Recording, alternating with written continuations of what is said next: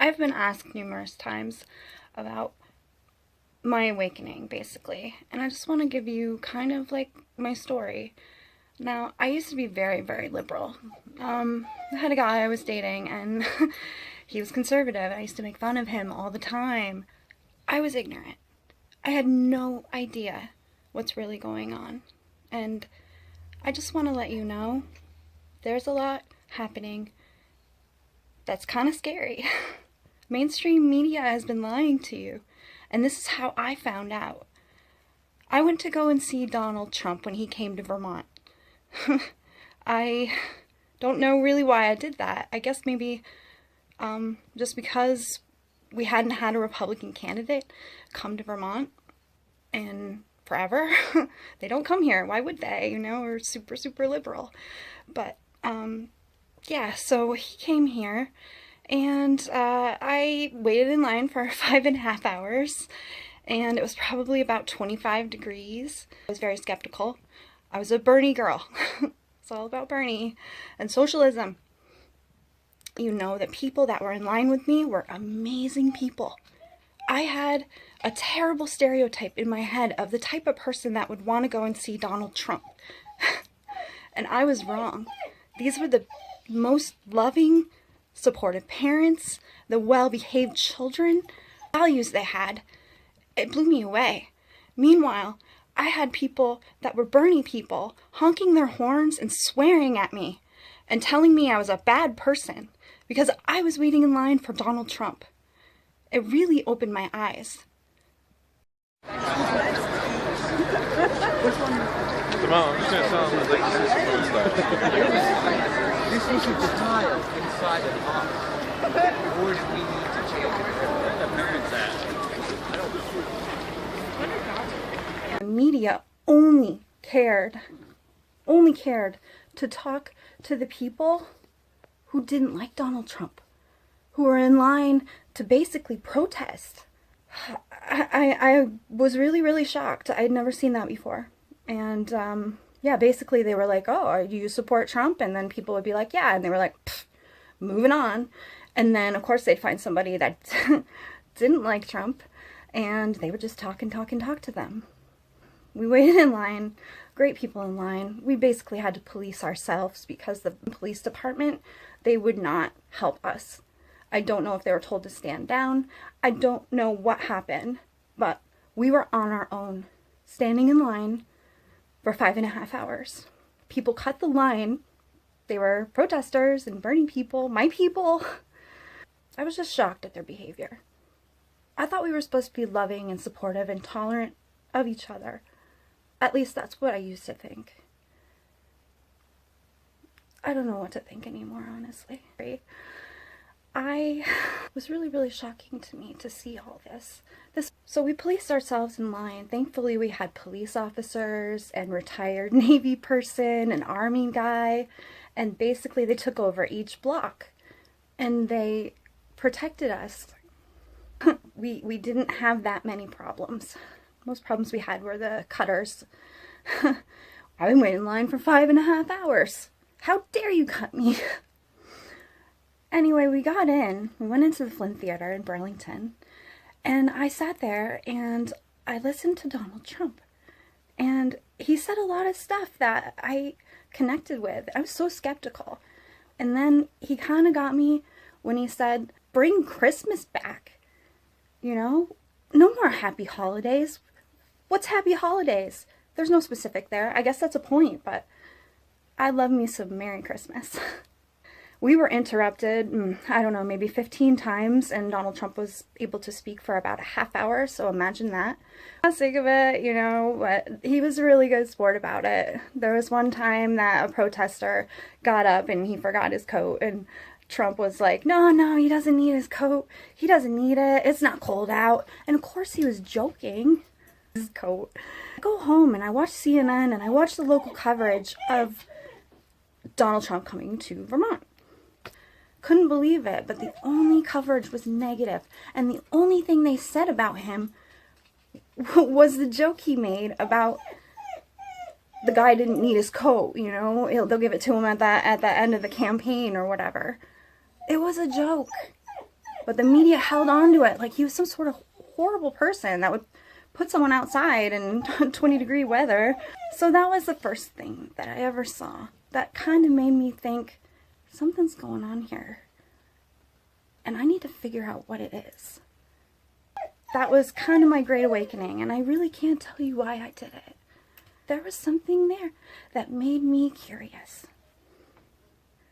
I hope that maybe the hashtag #WalkAway people will share their stories too. Anyway, I will see you next time. God bless America. Bye. And now Obama, he's got so little respect for the Republican leaders that he just goes along and signs executive orders for everything. No, it's all executive orders, because that's easy to do. I'll tell you, the one good thing about an executive order is that the new president come and with just a signature, they're all done.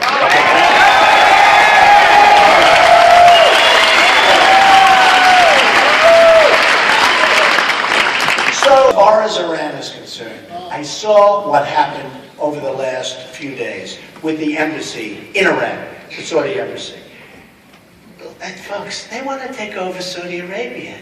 Now, they're taking over Iraq because we handed them that on a platter. I was against going, and I am the most, and I say it all the time, I'm the most militaristic person in this room, except for that guy with their hat. Stand up, with the beautiful beard. Stand up.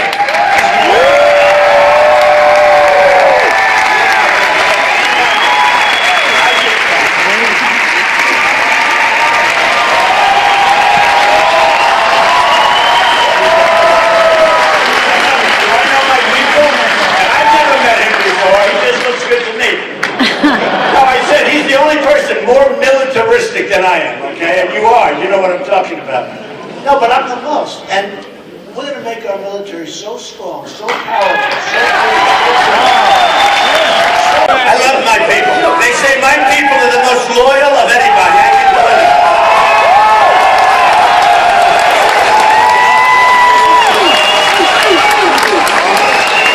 They say we have the most loyal. I'll tell you what, I have the smartest people. They were trying to say, well, our people are, let me tell you, we have the smartest people. I'm really smart. My uncle was one of the top people at MIT for years. He was a professor. We have good stuff. We have great genes in this room. We have smart people. They get it. They get it. They really do get it. It's amazing. It's been an amazing journey. Is somebody shouting? Oh, I love you. Oh, that's good. More exciting though than these other routes with nobody. They have no protesters. Nobody cares. Nobody cares. They go in, everybody falls asleep. They say, "Can I go home now, darling?" And everyone leaves. The guy's standing there. Please don't fall. How about this guy O'Malley? I mean, here's the guy.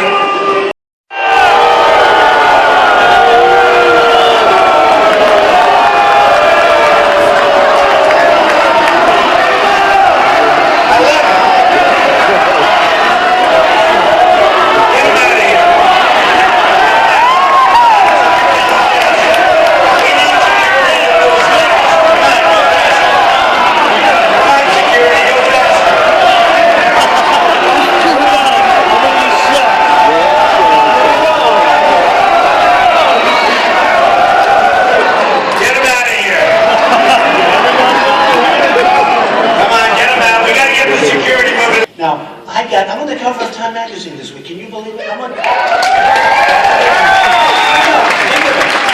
was on the cover like 5-6 weeks ago, and I was honored. You know, it's still, look, we can act cool. It's still Time magazine. You know, the cover is pretty cool, right? You come from Brooklyn, you live in Queens, you work in Brooklyn. All of a sudden, you're on the cover of Time magazine every couple of months. That's pretty cool, right? I'm on the cover of Time magazine, and they put it on my desk. It comes out tomorrow. Go buy it. The story's good, so go buy it. If the story wasn't good, I wouldn't even be talking about it. They put it on my desk. I said, "What's that?" Time magazine. Oh, I figured, you know, somebody's doing a joke. How could I be on the cover? I didn't even know they were doing a story. So they did a story. It's a great story. And it talked about winning. And it talked about the tremendous crowds we're getting. And it talked about the tremendous enthusiasm. And it really talks about the fact that we're But the amazing thing, think of this, I didn't even know. Normally you give them a couple of, like, you know, this is what I think. Nobody ever even called me on the cover of the magazine.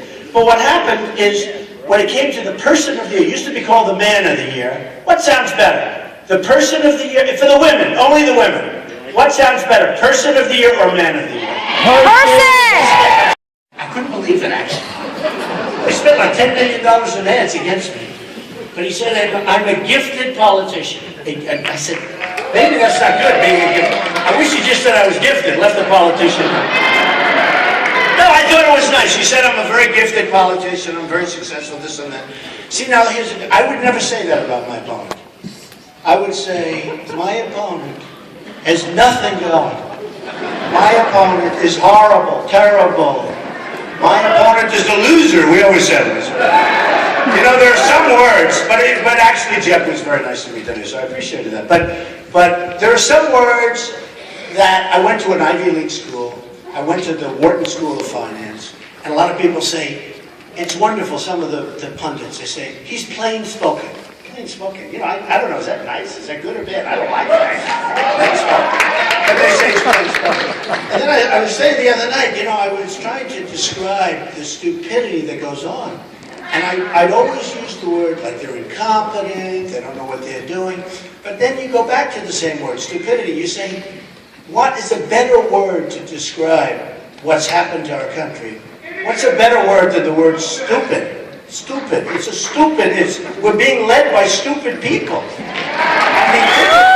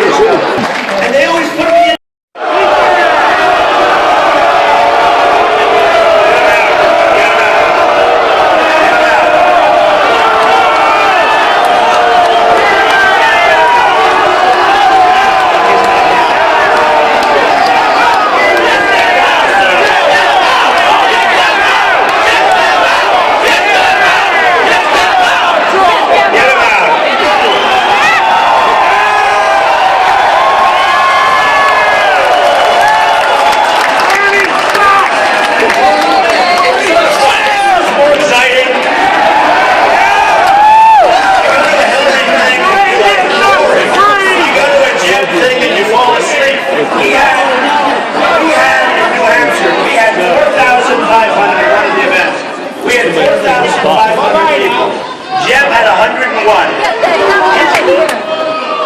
there any remnants? Any remnants? There may be a remnant. No, it's only the same people coming down. Let them talk.